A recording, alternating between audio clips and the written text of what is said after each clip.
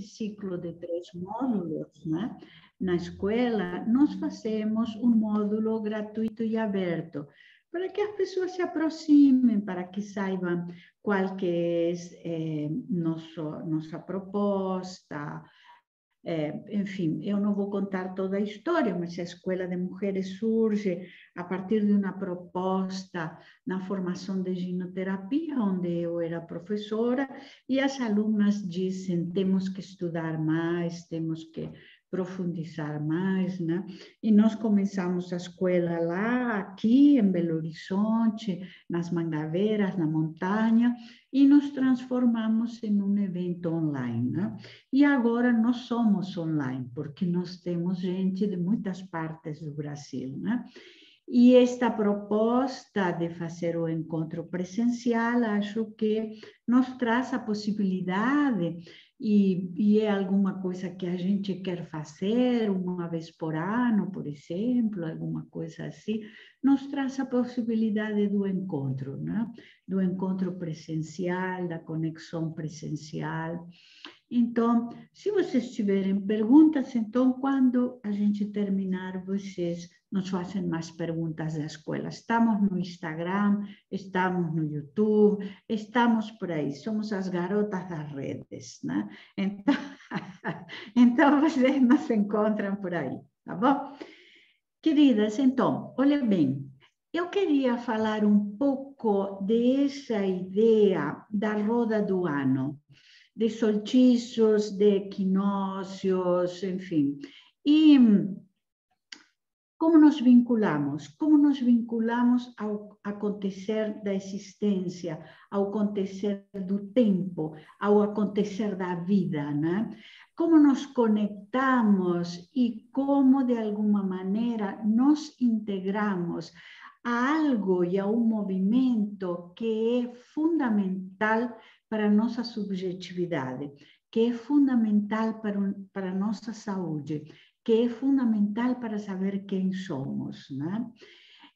Eu escolhi digamos, a estrutura celta porque é a que nós seguimos de alguma maneira. Nós, na escola, sempre comemoramos solstícios e equinócios, sempre damos uma palavrinha antes do módulo, né? Hoje é o solstício de primavera ou de inverno, ou, enfim, estamos entrando no... E porque não quer dizer que seja a única ou a exclusiva ou a correta, né? Os povos originais têm formas de medir o tempo, os povos originais da Amazônia, os povos originais da América do Norte, do Alasca, têm sua própria estrutura e sua maneira de medir o tempo, né? Mas, em todo caso, o tempo é alguma coisa que diz a respeito da nossa subjetividade, né? Da estrutura de sujeito, né? Quem sou, para onde me dirijo e como faço algumas escolhas, né? Então, a gente vai ir falando disso. Eu escolhi, aconteceu que esta semana, eu não sei se ela passou pelo Rio, né? A Maria Pagés é uma dançarina de flamenco e o espetáculo dela se chama Ode ao Tempo, né? Eu assisti nesta terça e o espetáculo dela são as estações, a primavera, o outono, o inverno. Ela é uma mulher já de cabelo branco, está no palco, fantástico, e vejam o que diz o programa dela, o espetáculo dela. A preocupação com a temporalidade percorre a vida humana, seus grandes e maravilhosos paradoxos. O tempo faz tudo e desfaz, implacavelmente governa o curso da vida. É puro movimento, é uma linha reta, um poliedro, um círculo, tudo ao mesmo tempo. Não há nada mais subjetivo do que ele, quando a emoção o acelera, ou a espera o paralisa. O tempo é o enigma da existência, mas é também a chave, a substância, o desafio. Tempo de nascer, tempo de amor, tempo de desgosto, tempo de juventude, de paixão e entusiasmo. Tempo de aprendizado e sabedoria, tempo de melancolia que anuncia transformações eminentes, tempo de guerra, tempo de transcendência, tempo de esperança. E eu pedi para a Sueli, que é a nossa colega no CIT, no Colégio Internacional dos Terapeutas, porque esta semana também ela colocou no grupo que nós temos do CIT, é um grupo de terapeutas, né? Dos terapeutas, do Colégio Internacional dos Terapeutas, Sueli colocou uma poesia sobre o tempo. E então eu pedi autorização para transmitir para vocês e para falar aqui, recitar ela para vocês. Na primavera da infância, corri livre pelos campos, sentindo a brisa fresca em meu rosto e bebendo da água pura da fonte. Ali aprendi a olhar. No verão da juventude, questionei o mundo à minha volta, alternando timidez e revolta por tudo que eu queria mudar. Ali aprendi a plantar. No outono da maturidade, começo a colher os frutos de tudo o que vi e plantei. Espero que no inverno da velhice eu possa saborear o vinho da vida no aconchego de uma casa na montanha, ouvindo o crepitar do fogo das reflexões mais profundas. Espero também que lá de cima eu possa rever os caminhos que percorri, encontrando a serenidade de ser eu mesma, por tudo que vi, plantei e colhi. Poderei então mergulhar no sono profundo da consciência universal. Depois, será a primavera outra vez. Muito bonita, né? É a poesia da Sueli Meireles, eu mandei ali para vocês, porque ela nos autorizou, né, a compartilhar. E então, a gente vai falar um pouco da roda da vida a partir do olhar, né, da mitologia celta, ou do simbolismo celta, da estrutura celta, né? Os celtas tinham um vínculo profundo com a terra, né, e com a natureza, não foram um império. Vocês sabem que os celtas eram pequenos grupos, né? E quando o grupo estava, digamos, cheio, ou colmado, ou completo, né? Uma parte do grupo se retirava e montava outra pequena aldeia, né? E eles estavam vinculados, eles não tinham escrita, né? Há algumas, digamos, há algumas visões que dizem que os druidas tinham um alfabeto, um pequeno alfabeto secreto, o Ogham, né? Nós vamos a falar disso agora quando eu comece a passar os slides, mas o que eles tinham era um entendimento da existência e um entendimento de como nós estamos na vida e como nós nos conectamos com a vida. Então, nós vamos a trabalhar a roda da vida, eu vou compartilhar, né? E depois vocês anotam as questões, o que vocês tiverem, né?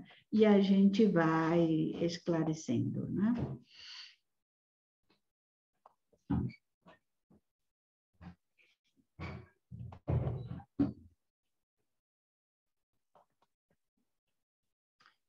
E então, vejam uma coisa, né?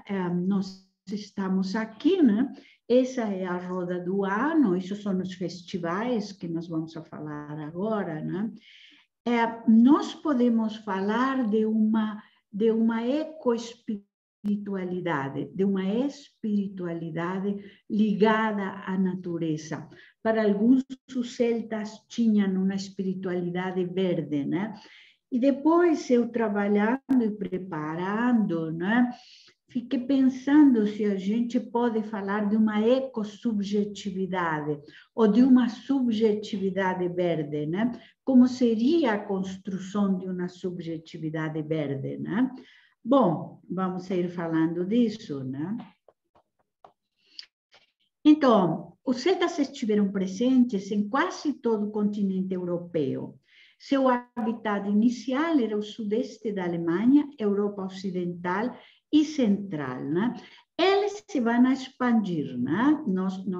Eles vão ir se expandindo, claro, vão estar na Espanha, em Portugal, na Península Ibérica, enfim, em vários outros lugares, né?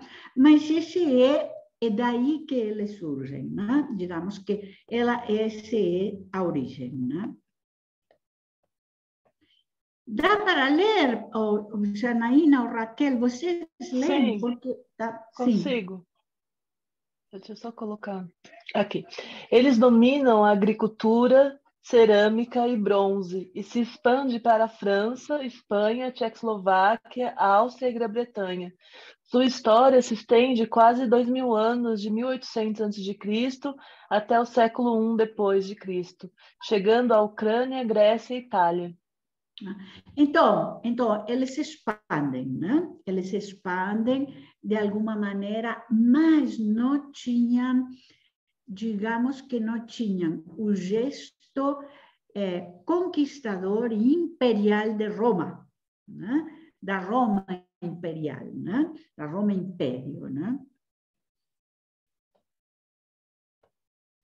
O Império Romano inicia uma expansão pelo noroeste da Europa, nos anos 50 a.C., e a romanização durará 5 séculos. Os celtas recuam de seu território original para ocupar Irlanda, Escócia, Inglaterra e noroeste da França, domínio conhecido na época como Bretanha. E eu acho que nós temos que incluir aí a Península Ibérica, né? Eu estou pesquisando sobre Sanabria, né? E então o pesquisador diz, em Sanabria é uma região da Espanha na fronteira com Portugal, né?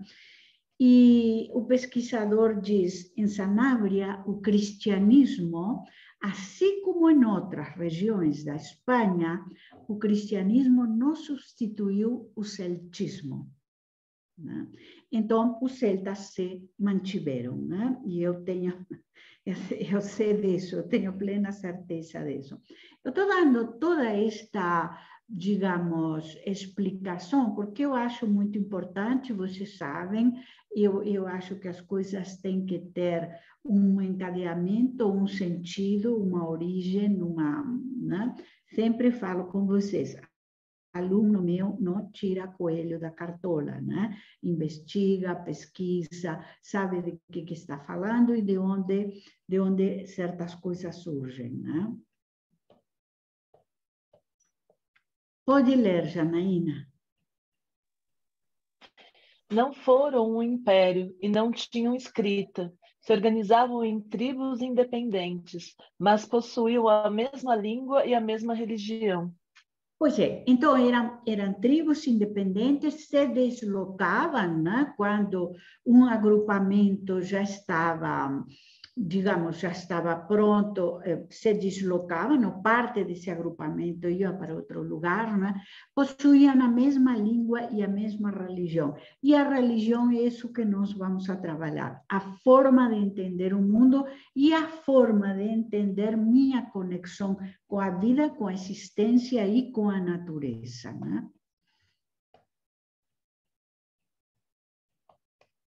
O cotidiano era repleto de magia natural, né? Determinado a partir da forma como eles observavam e se vinculavam com o mundo. A espiritualidade fazia parte do dia a dia. Era uma forma de estar e de entender o transcurso da existência, tá?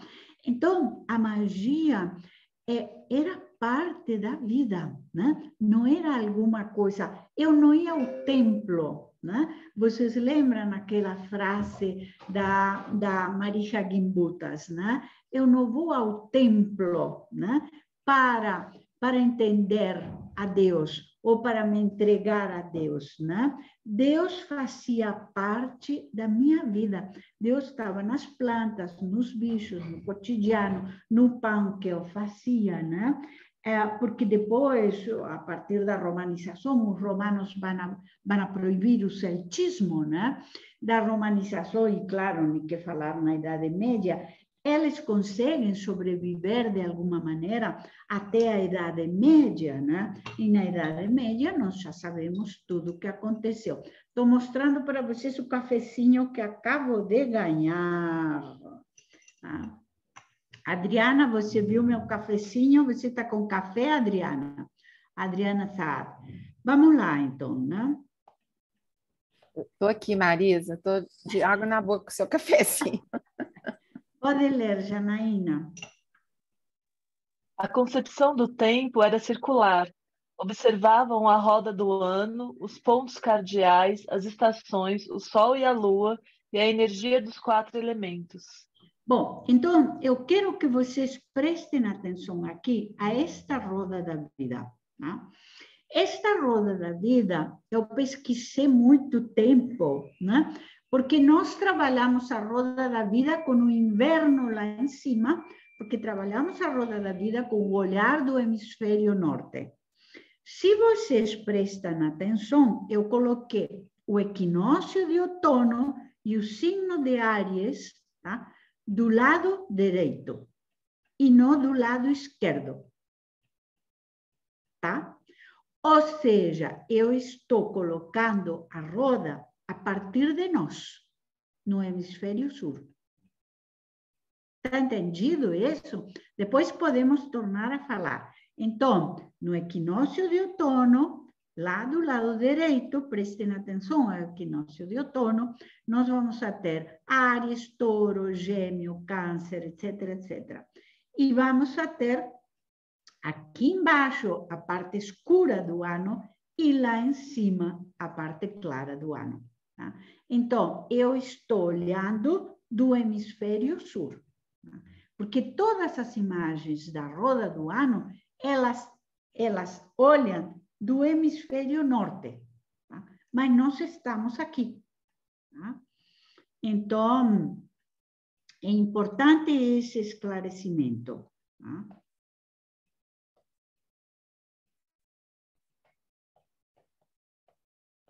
Não era numa sociedade ginocêntrica. Todas vocês sabem o que é ginocêntrico, matrístico, tá? Mas as mulheres eram vistas como aspectos vivos da criação, porque no corpo vivenciavam os ciclos lunares e o processo de vida, morte e renascimento. As deusas celtas eram guerreiras e livres e não se sometiam aos parceiros. Os contratos de casamento podiam ser quebrados e as mulheres não eram obrigadas à obediência, né? E podiam herdar, né? Que vai ser alguma coisa que vai se perder na romanização. As mulheres podiam ter pequenas parcelas de terra, pequenos bens, né? Pequenas posses, né? Que nós na época medieval terminamos com isso, porque a caça às bruxas, entre outras coisas, vai ser, né, a toma da posse da terra das mulheres, né? No meio de outras muitas violências, né? Já falamos disso em outras.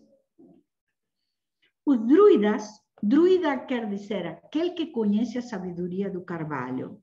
Eram os líderes religiosos, educadores, juízes e responsáveis pela tradição. Tinham conhecimentos de medicina, agricultura, astronomia e um alfabeto secreto conhecido como Ogham. Não sei se vocês viram que há um pequeno tarô druida celta que se chama Ogham, né? E que é a partir do alfabeto druida. Eu não vi ele detalhadamente, vi ele rapidamente uma vez que estive em São Paulo, na livraria, eu acho que foi na livraria da Vila, não lembro, onde eu fui lançar o livro e vi o tarô com o alfabeto Ogham, né? Pode ler, Janaína, por favor. As mulheres podiam ser druidesas e, em sua maioria, eram profetisas. Os druidas serão os responsáveis pela unidade do povo celta. Roma condena o druidismo, mas eles vão perdurar até a Idade Média. Nós sabemos que o druidismo perdura na Idade Média e em muitos povoados medievais da Espanha, Sanabria inclusive, está cheio de simbolismos, né? Cheio de simbolismos celtas, né? Então, nós sabemos que na Idade Média o celtismo foi perseguido, né? Marisa, Oi, diga. as runas também são originárias? Também, sim, as runas também. As runas também.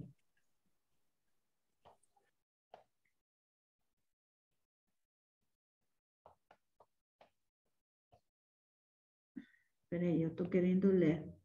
As árvores eram fundamentais na concepção celta, porque se entendia que eram seres vivos de sabedoria. Existia uma árvore para cada fase da lua no calendário, de acordo com suas propriedades mágicas, medicinais e simbólicas. E é interessante porque no jogo da oca aparecem muitas questões e simbolismos celtas, né? Medievais e celtas, mas há uma trama, né? Há uma configuração ali, né? A gente não tem por que separar. Aqui é celta e aqui é medieval, aqui é ibérico, aqui. Eu acho que é uma grande teia, né? Onde os significados se entrelaçam e onde os significados podem ser os símbolos reinterpretados, enfim. O número 3 era vinculado, desculpem, o número 3 vinculado ao sagrado era muito importante. O trisclé, este que eu tenho aqui, meninas, o trisclé representava a tríade que movimentava o universo. A deusa também era tríplice, associada às faces visíveis da lua, crescente, cheia e minguante. Eu tenho uma deusa tríplice que a Adriana me trouxe de São Paulo. Pode ler, Janaína. Em síntese, para alguns, os celtas viviam uma espiritualidade verde, uma ecoespiritualidade. Era um alinhamento com os ciclos da terra, a sustentabilidade e a convivência cotidiana. Uhum. Então, a grande questão é um alinhamento com o acontecer do universo, é um alinhamento com tudo o que nós temos em volta, né? Não importa com que linha você se identifique, né? Mas o importante é porque, de alguma maneira, nós fragmentamos, desarticulamos e cortamos essa possibilidade de conexão, né? A gente tem que pensar que a técnica rompe com o simbólico, com a estrutura simbólica, né? Vou dar aula sobre isso na semana que vem, né? Então, nós temos a ilusão de que o mundo da técnica nos responde todo, né? A tecnologia nos responde todo, e isso não é verdade. Não só não nos responde todo, né? Sino que corta a nossa possibilidade de vínculo com a estrutura simbólica, né? Pelo tanto, corta a nossa integração interna, a nossa possibilidade e nossa perspectiva de sujeito, né? E então eu fico muito fragmentado a partir disso, né? Sim, Janaína. Apaixonado, o deus galhudo, mudando de forma e mudando de rosto, busca sempre a deusa. Neste mundo, a procura e a busca surgem na roda do ano. O ciclo termina e começa outra vez, e a roda gira ininterruptamente, a dança cósmica das feiticeiras. Eu peguei essa frase, né, do livrinho da Dança Cósmica da Feiticeira, porque, de alguma maneira, nós estamos falando de um ciclo de afetos, de amores, de emoções, né? Então, o Deus se apaixona pela deusa, e olhem que metáfora, que símbolo interessante, né? E a partir daí nós criamos a vida, né? Criamos as estações, criamos o estar na vida, né? Na roda do ano estão representadas as forças da natureza. A deusa, o princípio feminino, a terra, o círculo, o que nunca morre. E o Deus, seu companheiro e filho, Gamo Rei.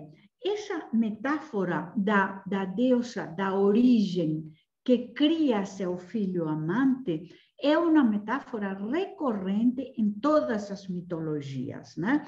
Gaia é a origem de tudo, é a origem da vida, é o grande abismo, e ela vai criar Urano. E Urano se transforma em seu filho amante, né? Então, é uma metáfora em muitas... Ísis, né, no Egito, e por aí vamos, né? Então, é uma metáfora muito recorrente em todas as estruturas mitológicas, né? Há uma origem que é o silêncio, o abismo, né? A origem de tudo, ali existe o enigma da existência, essa origem é feminino, né? Mas ela cria um princípio masculino, né? E a partir desse princípio masculino, o filho amante, nós vamos recriando as possibilidades de vida, né? O Deus cornífero, protetor de rebanhos, animais e da vida selvagem. Ele morre a cada ano para renascer, né? Então, nós sabemos que o Deus vai morrer, né? E no inverno, a deusa vai estar grávida, e nós temos o inverno na Europa, digamos, no hemisfério norte, que é o Natal, né? A criança prometida, né? Nós temos a cristianização de todos esses, de todo esse ciclo, né? A roda do ano é celebrada em festivais sazonais, conhecidos como sabás. Esta palavra está vinculada ao término hebraico Shabbot, que significa reposar e retornar sua alma. Simboliza também a liberdade. O termo está vinculado aos sábados, um dia para a evocação divina, aos sábados no calendário hebraico, né? Eu não sei se se pronuncia assim, Shabbos. Eu agora vou com muito vagar, porque eu dei há uns anos atrás um curso e tinha alunas que sabiam hebraico, que falavam hebraico, e então elas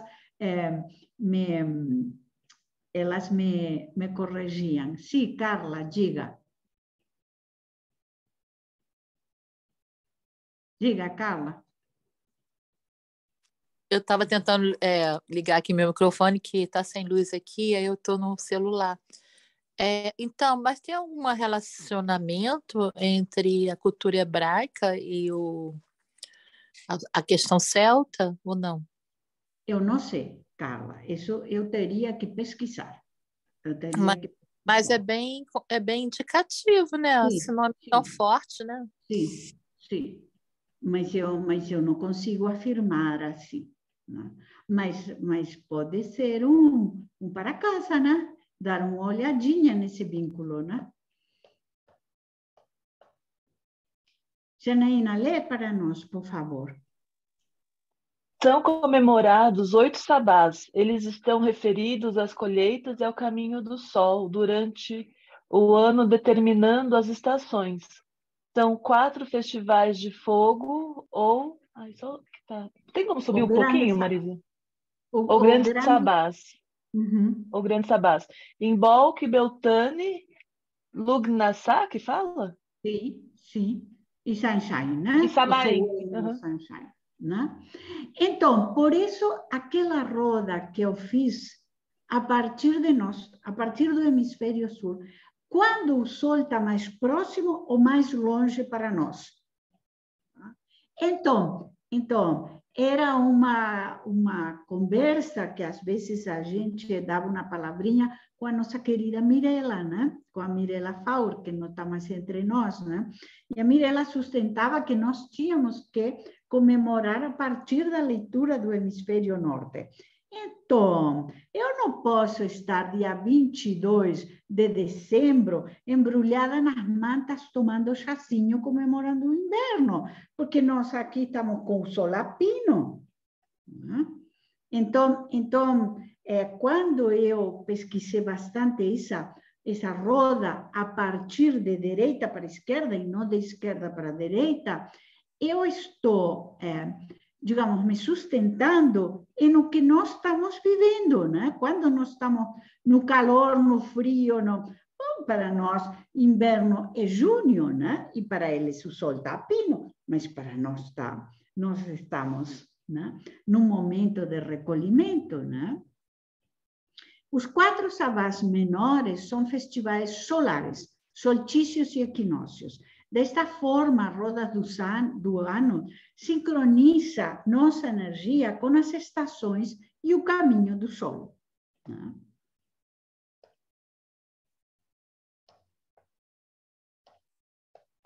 O ciclo mostra o nascimento do Deus, crescimento, união com a deusa, declínio e morte. E assim evoluímos constantemente, morrendo e renascendo. O período que vai do equinócio de outono até a primavera é considerado o lado claro do ano. Até o claro do ano. Da primavera para o outono é considerado o lado escuro do ano. Vocês veem que esta roda é a roda do hemisfério norte. Para nós é exatamente o contrário.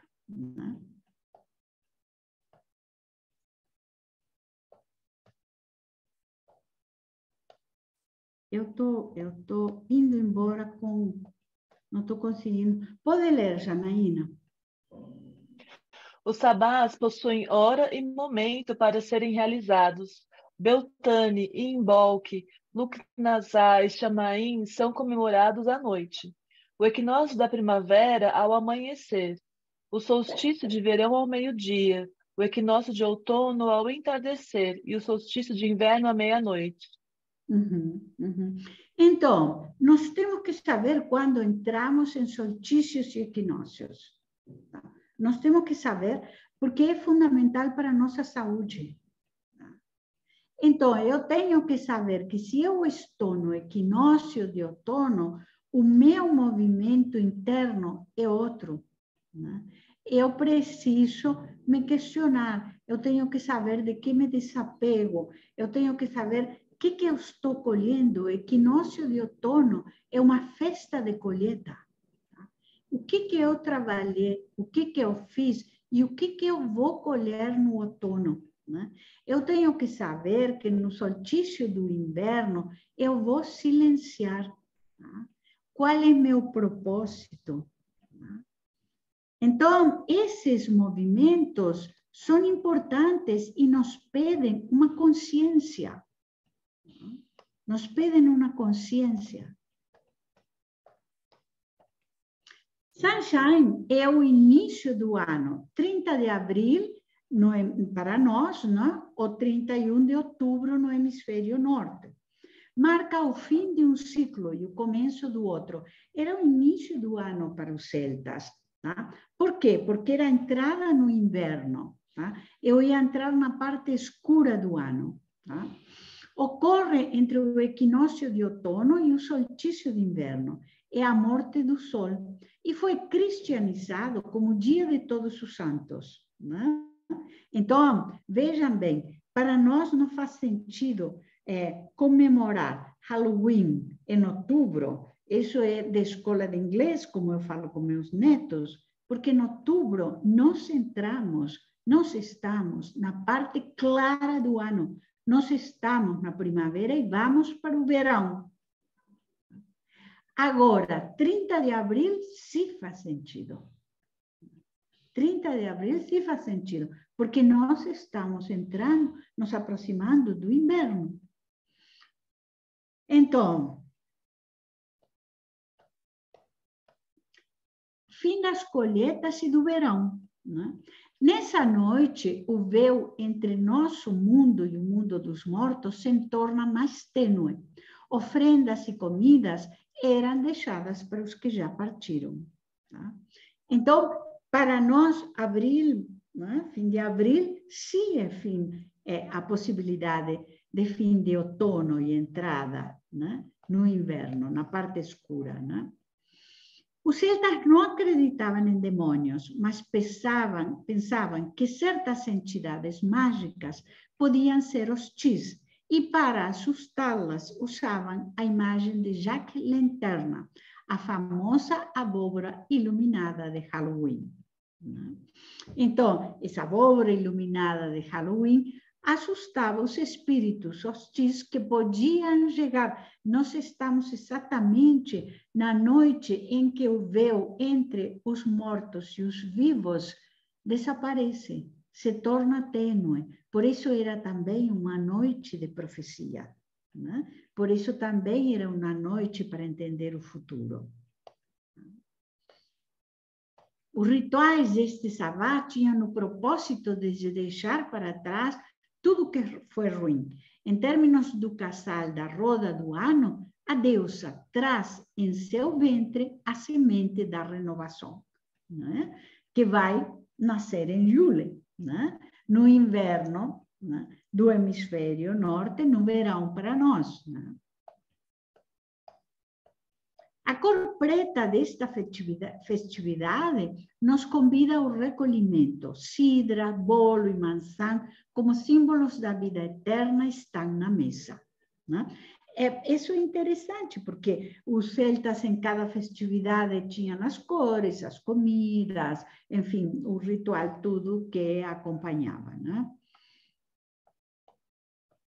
Yule é o solstício de inverno. A gente se centra basicamente em solstícios e equinócios, o que não quer dizer que a gente não preste atenção aos sabás, aos grandes sabás, né? Mas eu sempre acompanho os pequenos sabás, né? Inverno, verão, primavera, outono e primavera, né? Yule é o solstício de inverno, 21 de junho para nós, 21 de dezembro no hemisfério norte. E então lá sim, né? A criança nasce, é o Natal, a criança prometida, enfim. O Deus Sol renasce no ventre da deusa. Foi cristianizado como Natal e a chegada da criança prometida. Será, para nós, a noite mais longa do ano e contém a promessa do retorno da luz.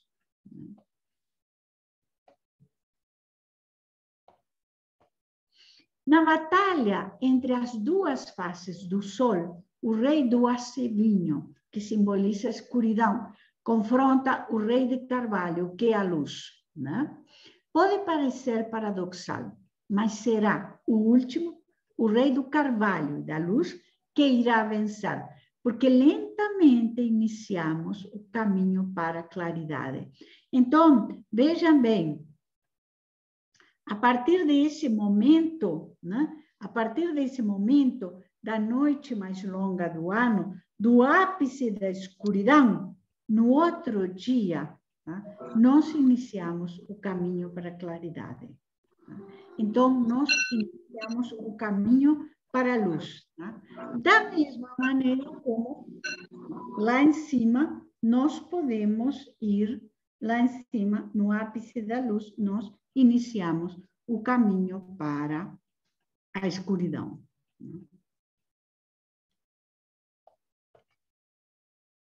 Eu pulei aqui, desculpem.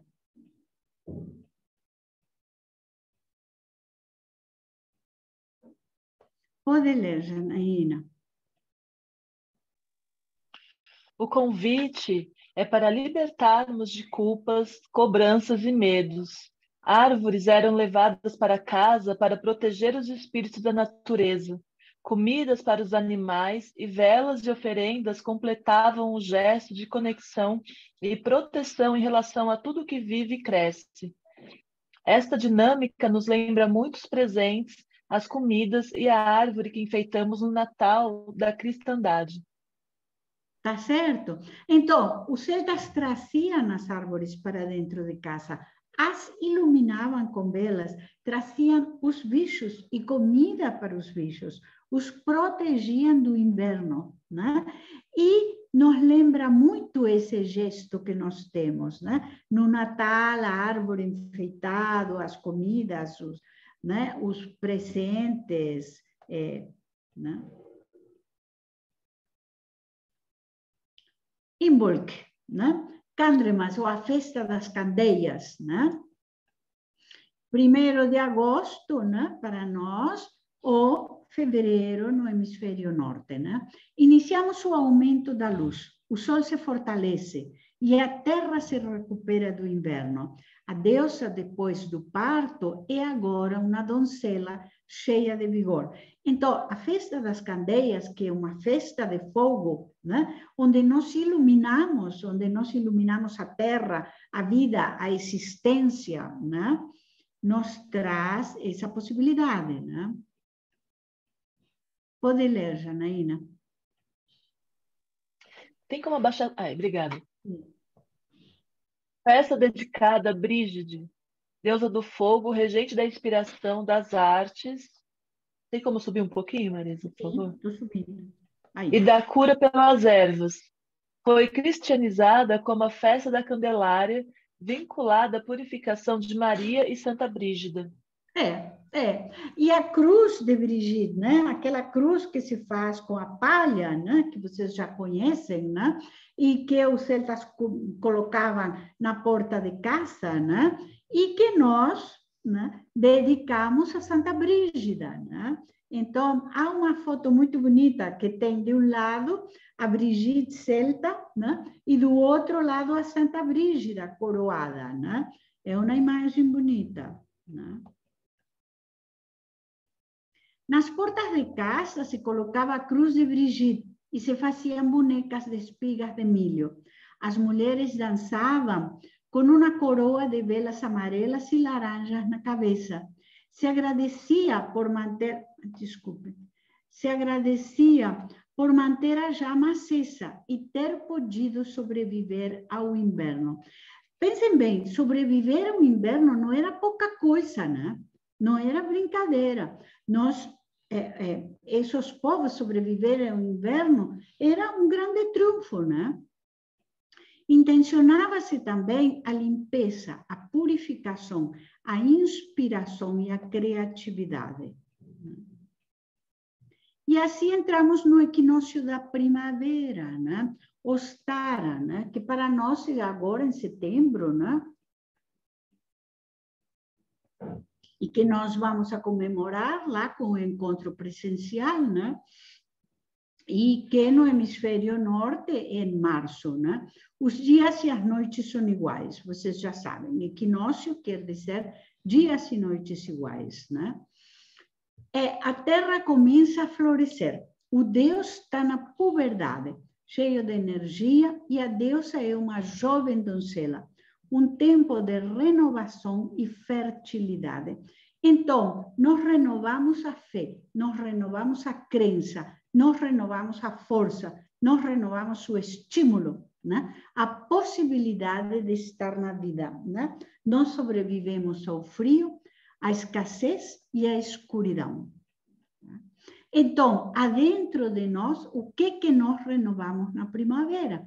Eu acho que essa é a pergunta que nós nos fazemos e que nos cabe, né? Sobrevivemos à escassez, né? Sobrevivemos à dureza do inverno. O que renovamos, né?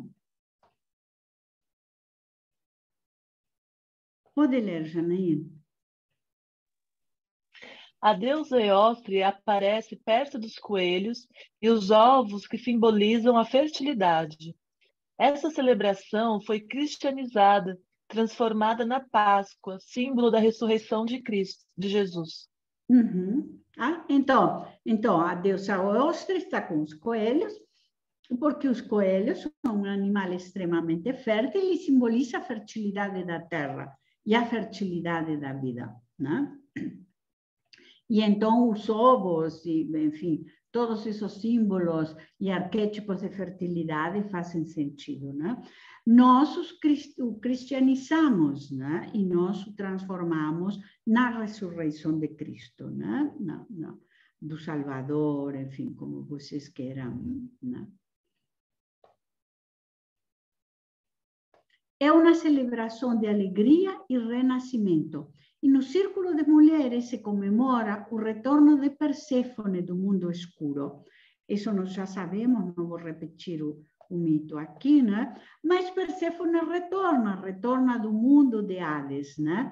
E a alegria da Deméter enchendo a terra de flores e folhas. Vocês não esquecem que Deméter disse: nada mais cresce na terra até que minha filha seja devolvida, né? E então é o outono e o inverno, né? E então Perséfone retorna, né? E com ela a promessa da vida e da possibilidade da vida, né? Sim, Janaína. Beltane, 31 de outubro no hemisfério sul e 1º de maio no hemisfério norte. Era um festival de fogo muito importante para os celtas. Representava o máximo da fertilidade, sensualidade e amor. O deus adulto se tornava amante da deusa, o casamento sagrado da deusa da terra e do deus da vegetação. Uhum. Então, o casamento da deusa e do deus vai ser uma imagem que garante a fertilidade e que acontece em todas as mitologias, né? Zeus e Hera, né? O que Zeus diz a Hera quando a Hera diz: sim, mas você me engana e tem amantes e, né, mortais e deusas, e Zeus diz: mas eu tenho que... Mas minha missão é que a vida cresça, é que a vida... Claro que a gente sabe que esse era um argumento machista de Zeus, né? Mas tudo bem. Mas em termos simbólicos ele diz, mas Gaia era a avó de Zeus, né? Gaia me pediu para povoar a terra, né? Então, o casamento do deus e da deusa, em todas as mitologias, tem essa estrutura simbólica e tem esse recadinho, né? Comemorava-se na floresta o mastro, né? O Maypole, né? Era erguido e simbolizava o pênis. Uma coroa de flores no topo era a vagina. A dança era envolta, enrolando as fitas coloridas, que representavam a união sexual. Os casais pulavam as fogueiras num ritual de vitalidade, amor e purificação, né? Pode ler, Janaína. Por ser uma festa de cunho sensual, foi sincretizada pela cristandade, transformando os mastros e fogueiras nos símbolos dos santos casamenteiros. Mas era um sabá exuberante, onde se faziam oferendas ao povo das fadas. Uhum, uhum. E nós o transformamos, né? Nas festas, isso dos nossos santos casamenteiros, né? E aí chegamos à Lita, né? O solstício de verão, né? Que para nós é em dezembro, né? E para o hemisfério norte em junho, né? Estamos no auge da luz solar. Será o dia mais longo do ano. Um tempo para evocar a coragem, a energia e a saúde. Se realizam fogueiras e se recolhem ervas medicinais para realizar diversas curas e amuletos, né? Porque se considerava que essas ervas estavam no auge da sua potência, né? Então eu as guardava no saquinho das ervas que tinha nos celtas, né? Os druidas andavam com o saquinho de ervas, né? E as druidesas também, né? E então eu as colhia no dia do solstício, né? Pode ler, Janaína. O Deus é um adulto pai dos grãos, mas é o momento que irá começar seu declínio. Breve vai partir no barco da morte para a terra do eterno verão. Da batalha entre o Deus do carvalho e do azevinho, será este último que vai vencer, porque lentamente iniciamos o caminho para voltar ao inverno. Está entendido isso? Então, no inverno, que é o Deus do carvalho, é o que vence, porque nós vamos iniciar o caminho para a claridade. No verão, o Deus do acevinho, eu trouxe até aqui uma imagem do Deus do acevinho para vocês verem. Olha, dá para ver? Está dando para ver? Pois é, né, com flocos de neve perto, né? é o que vai vencer, porque nós iniciamos o caminho para o inverno e para a escuridão. Segundo a tradição celta, duendes, fadas e elementares podiam ser vistos correndo pela terra, celebrando o fervor da vida. Pode ler para nós, Janaína, por favor. Lugnazá, Lamas, 1º de fevereiro no hemisfério sul e 1º de agosto no hemisfério norte. Uma festa agrícola, a primeira colheita, faz referência ao deus Lug, que derrotou os gigantes. O deus se prepara para a morte e cede a energia aos... Só um minutinho. Aos grãos que são transformados em pão. Então, é uma festa do pão, né? É uma festa do pão, né? O deus Lug vai derrotar os gigantes que exigiam sacrifícios humanos, né? Então, é interessante essa metáfora, né? Mas para nós, qual é a nossa primeira colheita? Fevereiro, né? Fevereiro nós começamos as colheitas aqui no hemisfério sul, né? O pão é ofertado aos animais e às fadas. Vejam bem, os celtas faziam ofrendas constantes àquilo que eles consideravam que fazia parte deles, os animais, os espíritos das árvores, das fadas, né? A deusa, né? Então, era uma vivência constantemente integrada, tá? É o oposto do que nós pensamos a partir da patriarcalidade, né? Que o herói se salva sozinho. Não, eu como sozinho, eu me salvo sozinho, eu me salvo do inverno sozinho, né? Então, apesar de não ser uma civilização ginocêntrica ou matrística, os celtas tinham todo esse sentido do coletivo que é feminino e que eu falo com vocês que é alguma coisa que temos que recuperar, né? Então, o pão era ofertado aos animais e às fadas, né? Eu não comia o pão sozinho, né? Será homenageado numa celebração de gratidão, prosperidade e abundância. Se confeccionavam bonecos e bonecas de milho e figuras de pão, que no outro ano eram queimadas, né? Na outra colheita eu vou queimar essas e vou construir as novas, né? O sol está menos forte e se trata de entender o trabalho para conquistar tudo aquilo que desejamos. Para alguns está vinculado ao dia de ação de graças da cristandade, né? Então, eu tenho que entender o que eu colhi, né? Minha colheita foi farta, minha colheita foi minguada. Por quê? Onde eu me descuidei, né? Mabon, né? Era o equinócio de outono. 21 de março para nós, né? E 21 de setembro no hemisfério norte. É a segunda festa da colheita. O Deus está envelhecendo e irá morrer em Samhain, né? A deusa começa a adotar sua face anciã. As folhas das árvores começam a cair e a energia solar se esgota. Um tempo de agradecer e armazenar cereais para o inverno, né? O que eu vivi, né? O que eu colhi, qual que é minha gratidão, né?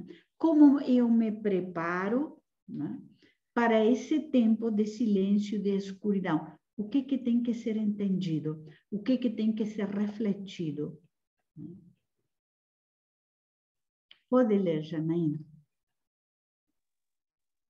Esse sabá recebe o nome do deus galés Mabon ou Angus. Era uma data para pedir pelos doentes, as pessoas amadas e os mais velhos, assim como nossa linhagem feminina. As cores são amarelas, laranjas e marrom avermelhados. Então, o equinócio de outono, e eu gosto muito, é uma data para a gente se vincular à linhagem, aos ancestrais e, sobretudo, à linhagem feminina, né?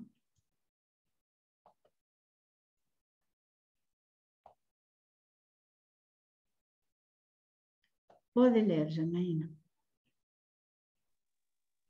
Um símbolo muito específico é a cornucópia, que mostra a abundância e a renovação. A data está vinculada também ao início do ano zodiacal, que nos vincula ao impulso e à renovação de Áries. Uhum. Então, quem que tinha uma cornucópia? A cornucópia é o símbolo de Deméter, né? E Deméter era a deusa dos campos cultivados, né? Então, Deméter tinha a ver com as colheitas, né? Com a nutrição, com a fartura da terra, né? E ela tem no nosso livro, no livro com a Raquel, né? A Raquel desenhou a Deméter com uma cornucópia, né? Chorando as frutas, né?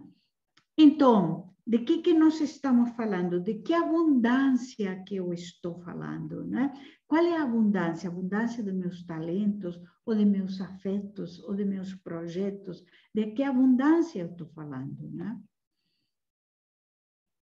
E assim, vamos a voltar a Sunshine, num ciclo que não se esgota nunca, né? E assim voltamos outra vez, e voltamos outra vez, né? Num ciclo de renovação, né? Na última cena do filme Das Brumas de Avalon, Morgana diz: a deusa foi esquecida. Assim eu pensei por muitos anos.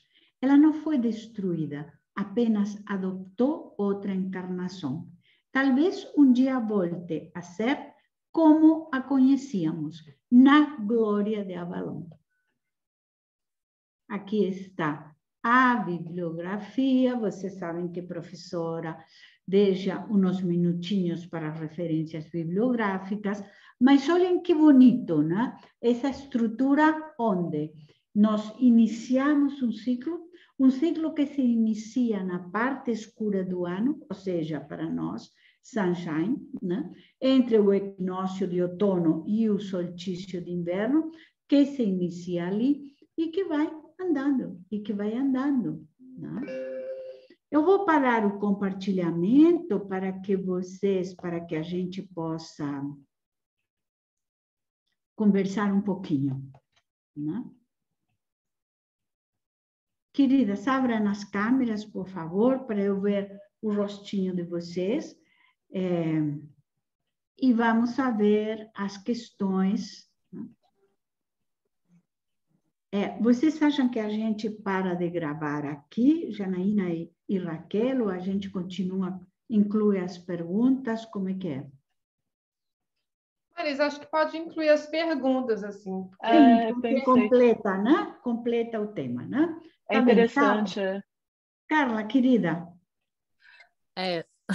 Uma questão que me acompanhou ao longo do processo, desde o início, Sim. Do nosso encontro, é perguntar como a orquídea está presente nessa sua fala. Porque quando eu penso e sinto, né, nossos encontros, eu vejo muito questões celtas em você, né? Não é à toa do seu sobrenome, ou talvez do seu percurso aí da sua família, dos seus antepassados. Eu acho que há algum entrelaçamento com as orquídeas. É isso. Ela está linda, né, Carla? Eu tenho toda a minha janela cheia. Todas as minhas 3 janelas em flor de orquídea. Carla, eu já no Sanabria, né? E Sanabria é uma região celta. Eu vou para lá agora em outubro. Eu já fui 2 vezes, né? É uma região celta, é um povoado medieval, né? Na fronteira entre Portugal, Galícia e Castilla y León, né? Que é uma autonomia na Espanha. E Galícia é a região celta da Espanha, né? Quando há muitos anos eu perguntei ao Paulo Coelho por que do Caminho a Santiago, ele me disse, porque lá é a região onde os celtas vivem, ainda vivem. Então, eu tenho uma conexão forte com isso, claro. Que mais, gente? Mas, Marisa, então eu convido você a pesquisar as orquídeas no Celta, tá? Eu acho que foi um site que eu tive aqui. Tá bem, vou, sim. Eu estou tomando um floral de orquídeas, eu estou tomando florais, já comentei com vocês, né? Mas sim, vou pesquisar, Carla. Prometo, me comprometo. Quem mais, gente? Eu, Marisa, Raquel. Sim, Raquel. Então, eu queria depois ver se eu posso compartilhar, porque eu tive a oportunidade de ver algumas artes celtas lá no British Museum, lá em Londres. E, assim, essas artes antigas, né, especialmente a joalheria, é uma coisa que me escandaliza de tão bonito que é. E trazendo muito essa questão do tempo, né? Então, assim, o grau de elaboração, o grau de cuidado, de apreço, é uma outra noção de tempo para tornar aquilo especial. Então, eu acho que essa ideia, né, do perceber o tempo, sentir o tempo e viver o tempo é em todos os campos, né? Na natureza, na execução das roupas, na execução da joalheria, essa impecabilidade de estar presente e tornando tudo sagrado. Aí eu queria ver se depois eu podia compartilhar umas fotos lá no grupo. Ah, pode, Raquel, com certeza. Marisa, quero fazer um compartilhar também. Sim. Como essa questão celta, ela está tão presente na gente, e isso, conforme a gente vai conhecendo pessoas e tendo experiências, isso vai vindo para o nosso campo. Alguns anos atrás, eu tive uma visão, durante um ritual de ayahuasca, de uma vida minha, né, como feiticeira celta, e em 2020, quando iniciou a pandemia, eu estava com uma viagem marcada. A nossa guia era uma sacerdotisa celta aqui de Curitiba. A viagem acabou sendo cancelada pela pandemia, mas nós íamos fazer um roteiro celta, com trabalho, inclusive com a Luísa Frazão, lá em Portugal, passando por alguns lugares em Portugal e no arquipélago de Açores. E este ano, o Jogo da Oca chegou para mim e foi um chamado, né? Eu comecei o curso, foi lá que eu te conheci, né? Foi um chamado também, e eu até então não tinha me dado conta de que isso também tinha a ver com celtas. Quando eu tinha essa viagem marcada, né, para Portugal no início de 2020, né, nesse período foi quando começou a pandemia, a gente fez uma reunião para decidir o que ia ser feito em relação à viagem, porque impossibilitou tudo, né? 2020 a gente ficou, enfim, ilhado, né? A gente ficou isolado. E eu tive uma visão com uma deusa celta portuguesa, da qual eu nunca havia ouvido falar, e ela se transformou num perfume. A Raquel está fazendo os meus novos rótulos, né? Então, a Raquel tem contato um pouquinho com ela, que é a deusa Ophiusa. A deusa Ophiusa, assim, a gente encontra muito pouco material sobre ela, eu já pesquisei em vários livros, né? Muito pouca coisa, mas ela é uma deusa celta portuguesa, né? É uma deusa serpente. E até hoje, assim, eu ainda busco informações sobre ela, porque é uma deusa que me impacta muito. E, às vezes, quando as pessoas experimentam o perfume, elas têm até um impacto, porque ela é uma deusa escura. Então, ela veio nesse momento, né, da pandemia, para trabalhar o quê? Trazer essas nossas sombras para a luz, né? Possibilitar que a gente, de alguma forma, nesse momento aí que foi tão difícil, né, de pandemia, principalmente os 2 primeiros anos, né, que a gente viveu perda de tantas pessoas, né, questões econômicas, ela veio para trabalhar essas questões, né? E até hoje, assim, eu ainda busco, sabe, informações sobre a Ophiusa, porque ela também me impacta, né? Então, assim como impacta as pessoas que entram em contato com ela, ela me impacta, porque ela traz é como se ela trouxesse essas nossas sombras, né, para que elas se integrassem, né, para que elas fossem. E a imagem dela que eu vi, né, nessa visão, ela estava numa caverna, uma serpente enrolada na cabeça, e do lado dela tinha um cálice com um espelho de água, um cálice gigantesco que chegava à cintura dessa figura. Então, assim, isso eu quis compartilhar porque isso me impacta bastante, sabe? E ouvindo você falar aí sobre todas as questões celtas, eu vejo o quanto eu ainda preciso mergulhar nisso. Estou com uma passagem comprada para Portugal ano que vem. Vou ficar um mês por lá, ainda não criei roteiro nem nada, mas é essa busca, sabe? Enfim. Rita, e acho que o jogo da Oca tem muito a ver, tá? O jogo da Oca tem muito a ver. Por isso é um jogo que nos emociona tanto, nos traz tanta, né? Ele é muito impactante também, né? Mas que bom que você está aqui, Rita. Gostei muito. Quem mais, gente? Marisa, você conhece o ritual que tem na região de Bragança, desse período de inverno? Não, não. Já ouviu falar? Não. Então, é um ritual. Eu fiz essa pesquisa lá quando eu estava numa pesquisa do pós-doc e encontrei um escritor maravilhoso, o Dr. Antônio Pinello Tisa, e eu queria comprar o livro dele, né? Porque a gente não conseguia comprar em lugar nenhum, não tinha venda assim, só com ele. E acabei entrevistando ele, e ele fala dessa relação dos celtas com o cristianismo, que essas festas todas cristãs, elas vêm dos celtas, elas foram é o teatro cristão de catequese, e lá essa festa começa em 31 de outubro e vai até o carnaval.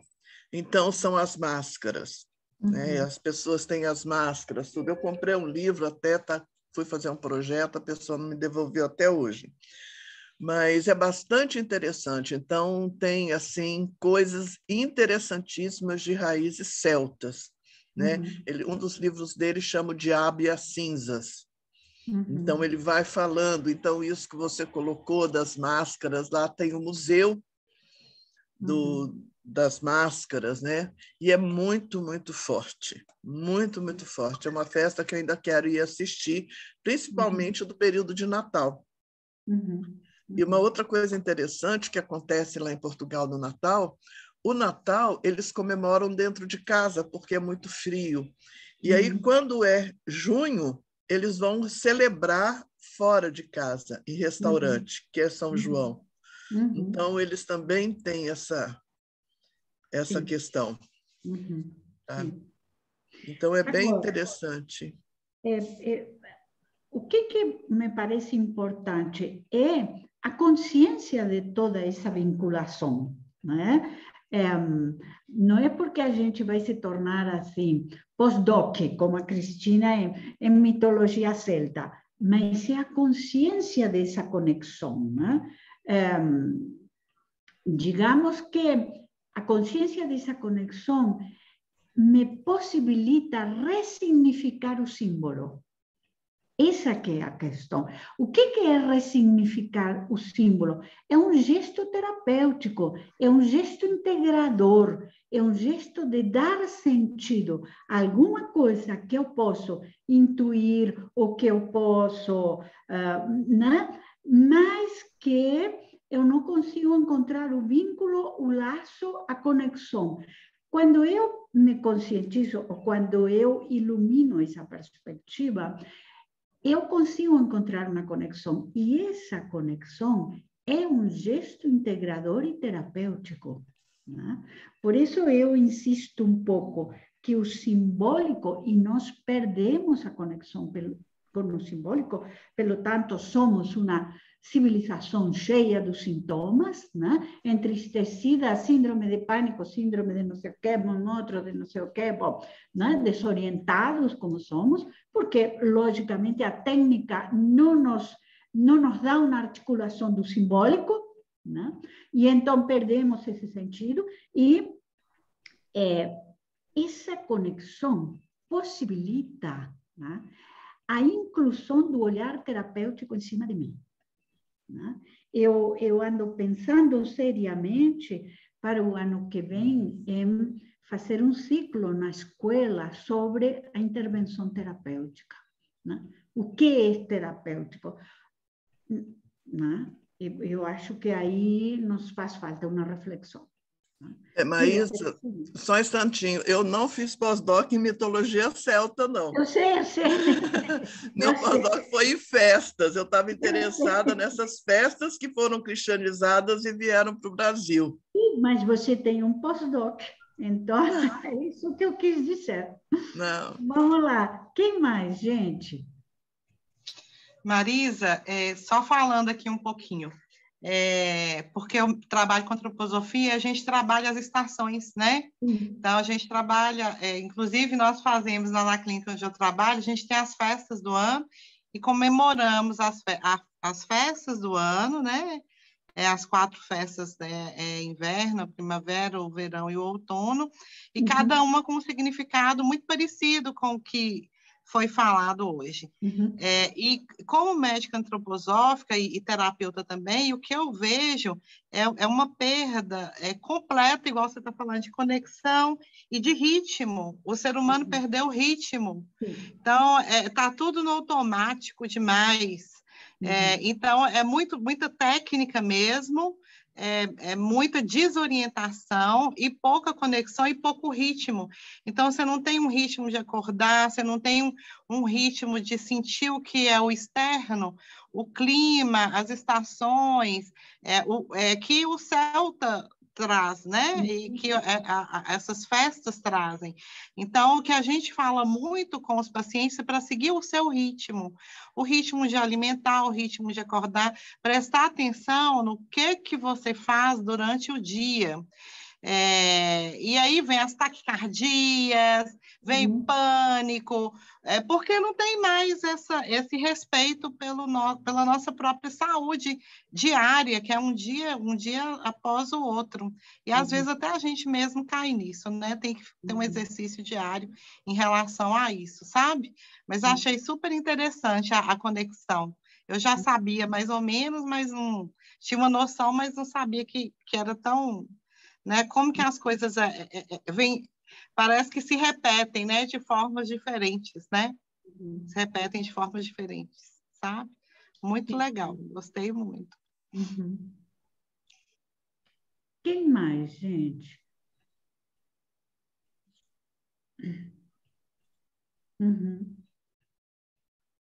Sim, Denise, isso mesmo. Ciclos circadianos e sazonais, isso mesmo. Ana Maria. Olá. Olá, querida. Tudo bem? Eu queria agradecer muito, estou muito feliz mesmo por ter recebido essas informações. Eu já venho estudando esses temas há mais tempo, mas ouvir é diferente de só ler, né? Sim. Ouvir de alguém ao vivo, então, mais legal ainda. E eu moro em Lisboa e estou adorando essas referências aí portuguesas, espanholas, porque com certeza eu vou procurar e eu queria pedir mais.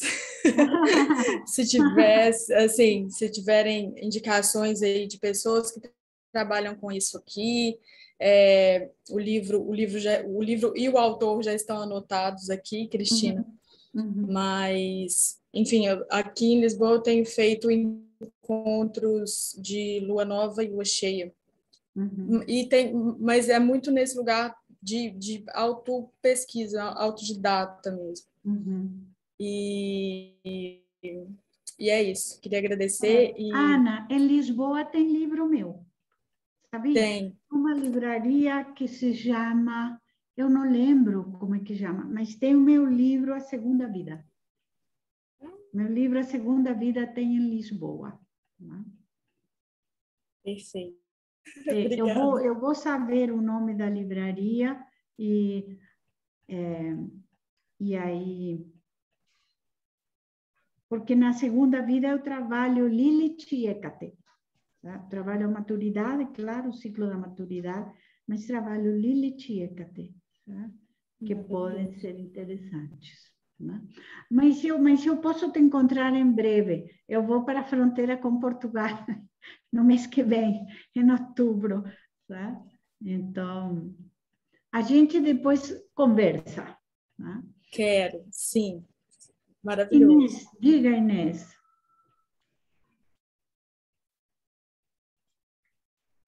é porque na minha viagem a Portugal, Guimarães tem muita referência celta. Então, já que a Ana está em Portugal, e a Guimarães e Tomar. Tomar também tem muita referência celta e judaica, o que é muito interessante, por causa desse questionamento que foi feito aí, se não há uma relação entre as duas expressões de espiritualidade, né? Então, Ana, você está num lugar maravilhoso, aproveite. Sim, sim.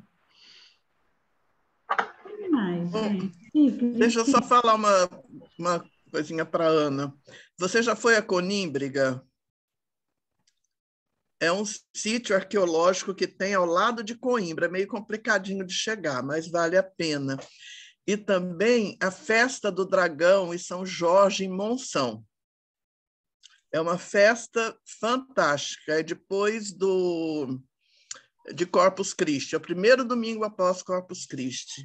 E na região de Évora também você vai encontrar umas coisas interessantes, inclusive um grupo de mulheres que tocam adufre, que talvez por ali tenha alguma coisa dessa deusa serpente, e que ela está na mansão de Ófium. Talvez na tradição védica, não, da Índia, você consiga alguma coisa, a pessoa que estava querendo sobre isso. Nossa, eu ir para de Lisboa a Évora de trem é uma viagem maravilhosa. É rapidinho e é muito bonito a paisagem. Vale a pena ir.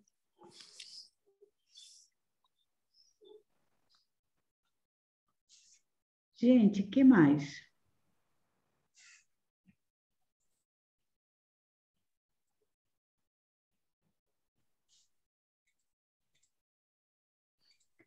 Bom, olhem só, se não tem mais perguntas, eu vou ir fechando, lembrando o seguinte, vocês nos acompanham? Sim, diga, Lívia. Desculpa, eu não te vi, Lívia. É porque só agora que eu... Olha, realmente eu estou começando agora que eu estou fazendo o curso Parteiras da Maturidade, que eu te conheci, assisti sua aula, né? Aí me interessei por estar aqui. Enfim, eu sou muito crua nessa questão das deusas, da mitologia, né? Então, agora que eu estou me interessando, estou aprendendo, tá? Estou achando maravilhoso esse campo que está aí se abrindo na minha frente, né? Que eu sempre tive uma formação muito cartesiana e tal. Eu queria te perguntar, Marisa, assim, em termos práticos, a que nós devemos estar atentas agora no equinócio da primavera? Porque uma frase que você falou lá no curso Parteiras da Maturidade me marcou muito, que foi: não se distraiam, né? Não fiquem distraídas. Então, como ainda eu tenho esse pouco conhecimento, queria entender melhor assim, o que eu tenho que estar prestando atenção agora nesse equinócio da primavera. Olha, você tem que prestar atenção primeiro a você, não é? Ao que a primavera te traz, ao que a primavera traz à sua alma, não é? O que floresce, o que se inicia, quais são seus projetos, os seus propósitos, né? Olha, eu falo isso com todas as minhas alunas, e aqui na Escola de Mulheres muito.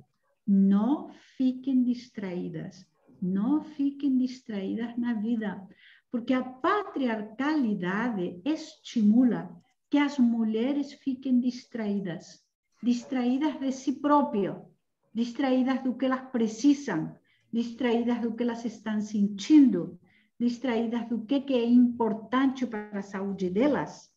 Tá?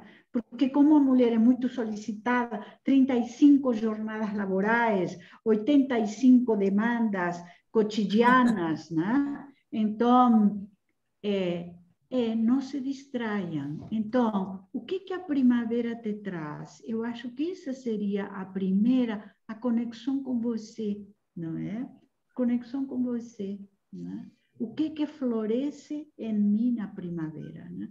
O que floresce como intenção, o que floresce como projeto, o que floresce como um novo olhar. Pelo pronto, você está falando que você está começando a frequentar um universo que não era tão comum para você, né? Então, eu fico pensando assim, então, seu jardim da primavera está, não é? Seu jardim da primavera está começando a brotar com essas coisas novas, esses contatos novos que você está vivendo, descobrindo, né? O que sua alma está descobrindo na primavera, né? Eu acho que seria um pouco isso, né? O que a gente poderia se perguntar, né? Assim, mas não se distrair não quer dizer estar me perseguindo. É diferente. Não se distrair quer dizer estar atenta, muito bem, mas não ficar me perseguindo. Ai, não olhei para tal coisa, não fiz aquilo, não fiz o outro. Não é eu me tornar meu objeto persecutório, não é? Não é assim, né? Então, digamos, ter um olhar atento é também ter um olhar livre. Tá? Livre para procurar aquilo que faz sentido para mim. Tá? Uhum. Tá certo? Tá indo? Uhum. Quanto que você tá? Muito obrigada, linda resposta. Olha o tanto de imagem que teve aqui, vídeo. Então, gente... Eu já estou te devendo um mês. Que mais? Tem alguma coisa a mais?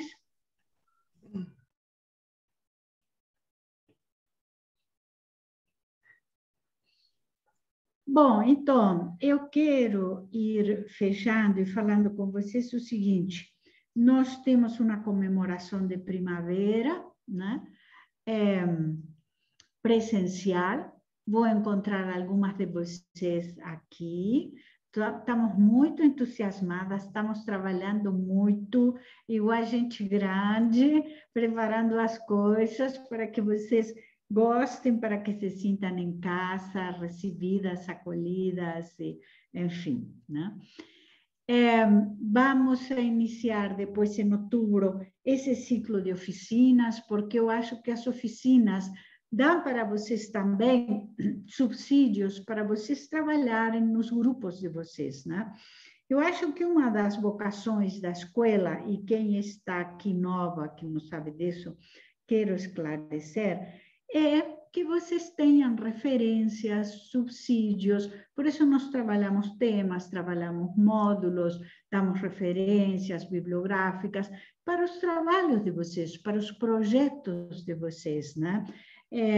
Acho importante que todas nós sejamos generosas com o conhecimento, né?